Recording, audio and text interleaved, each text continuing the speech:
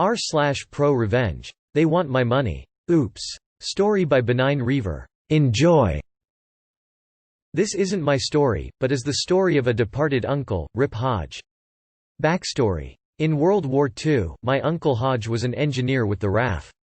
He rapidly climbed the ranks and ended up being the head engineer at a local base. After the war, he met his wife of 45 years, Eve. It was the typical post-war relationship, without children though due to complications.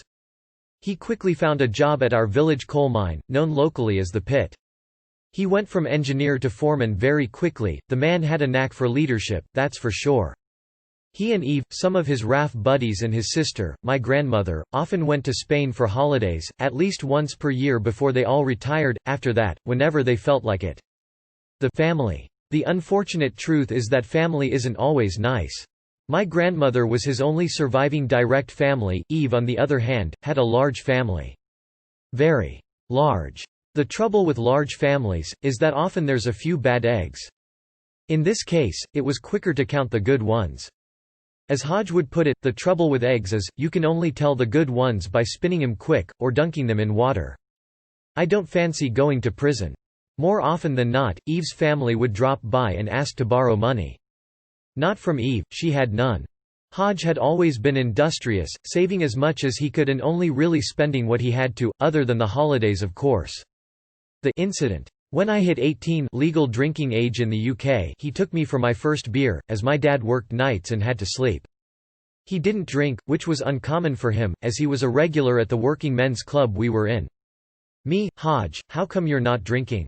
I can't in good conscience drink your money without you getting a sniff. Hodge, well, I suppose one can't hurt. Don't tell Nip, his name for my grandmother. Sheila. But I've just been diagnosed with diabetes type 2, don't want to take any chances. Me, I'll keep your secret. But you need to tell her, just on the off chance. Hodge, I'll tell her in good time kiddo, now get it down you before it goes flat. Neither of us took much notice to the people around us, so we didn't notice Eve's nephew in the corner. 5 years pass, I've seen him a few times, less than I'd like because of work and him going overseas, the build-up. I visited my grandparents one day to find my grandmother sobbing, with Hodge sat on the sofa. Hodge, put the kettle on kid, I need to tell you something. I make a coffee for Gran and Granddad, hot chocolate for me and green tea for Hodge. Hodge, now listen up, I've not got long on this wretched planet, but you're not to cry over me.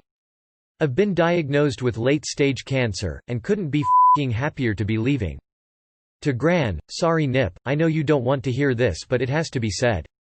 You and yours will be looked after of course, but you're not to tell Eve and her family. To everyone, I've made up a new will. I want everyone to go to the reading. I've prepared a little gift for the family. Shortly after this chat, we found out he passed away. We kept it from my grandmother that he'd taken his own life, it'd destroy her. Let it be said that Hodge was always a man independent of others. He made his choice so Gran wouldn't suffer seeing him deteriorate over time. The revenge. We went to the reading as a family like he asked, it's the only thing he ever asked of us. We'd seen people we never met, never even heard of, so of course, there were some sullen scowls across the table. Lawyer, now that we're all here, please watch this video. Hodge has a message for you all. Hodge from beyond. Now then, I imagine this will be a shock to most of you, but I had cancer. If you're watching this, I want you to know that some of you made my last few years pleasant. Others, well, we'll get to you. To my side of the family, not one of you came to me asking if I was all right or wanted anything doing. Instead, you asked if I wanted a hand with anything. For this, I thank you. I've never had anyone do anything for me unless they were my underlings in the RAF, and I didn't aim to start when I found out I was on my way out. You knew me better than most of my close family. I'll tell you if something's wrong, good on you. Now then, let's get to the good bit. To Eve's family, you lot, where do I begin? When I took our Nip's grandson out for his first pint, apparently the walls have ears and one of you overheard me tell him I had diabetes. Shame you had to say, it's a shame it wasn't cancer. Guess you got your wish, eh? The rest of you, whenever you visited me you asked more often than not if you could borrow money. It's fine, I didn't mind lending it to you, but I did expect to get it back. So, here's how this is going to work. I've split my money and put it in trust with my oldest friend, the lawyer. Nobody is getting a thing till Eve pops her clogs, so don't bother asking. Eve can stay in the house I worked my ass off for until she either dies, or has to go into care for any reason. The house is not to be sold until after she dies. Lazy as she is, she's still my wife. Once she dies, the house is to be sold at a reasonable price to the next owners, and the money from that is to be added to the total for my finances, and split with the family.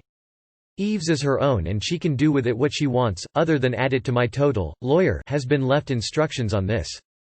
Now, here's how it'll be split.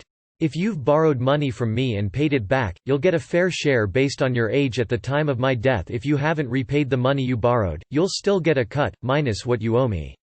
For some of you, I hope you know I'm laughing at your squirming from beyond the grave. Deserves you right, Nip, my only living family. You'll get the lion's share of whatever is there, to be done with what you will. If you're not wanting to keep it, Lawyer has been paid for any services you may require. Trust him, he's a good lad and saved my ass on more than one occasion in the war. Nip's sons will get a decent chunk to help with whatever you need, and your children will be provided for as well. 2. My mum, not once have I heard anything bad about you, you're getting a cut too, like it or lump it. Op, you've been a great help the last couple of weeks.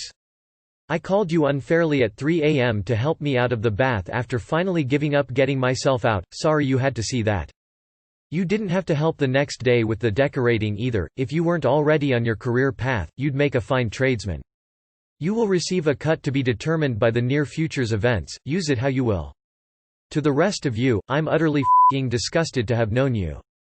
I mentioned earlier that Eve can live in the house till she dies or is put into residential care. If either of these happens, nobody is to live in the house. I don't want anyone I don't trust in there.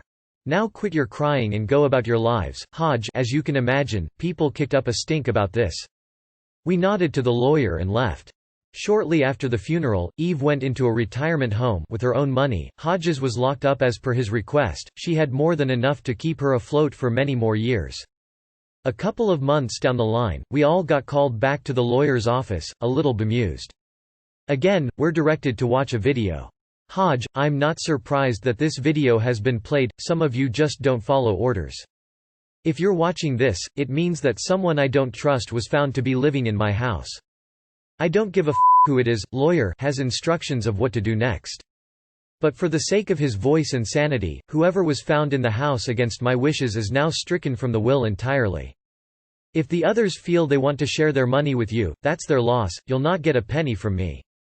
As it turns out, my cousin who bullied me in school and her family, as in her on and off boyfriend, 2 kids and a dog, had moved into the house after convincing Eve to move out because they needed the house. What they hadn't counted on, is nosy neighbors. Hodge asked them to watch the house, and if they saw anyone new in there, or any signs of moving, to report to the lawyer for updates. In return, they'd get a cut of the money he had. They're good people. The lesson? Don't screw with a war vet. Served from beyond the grave, brilliant. I like your Uncle Hodge, no nonsense and straight down the line. Not many of them around anymore. Let's all hope he is resting in peace. What a story. This was beautiful. Thanks Op. Ghostly Revenge. You are an absolute legend for making it to the end. Thank you so much for watching. If you enjoyed, please hit that like button. And if you can't get enough, consider subscribing.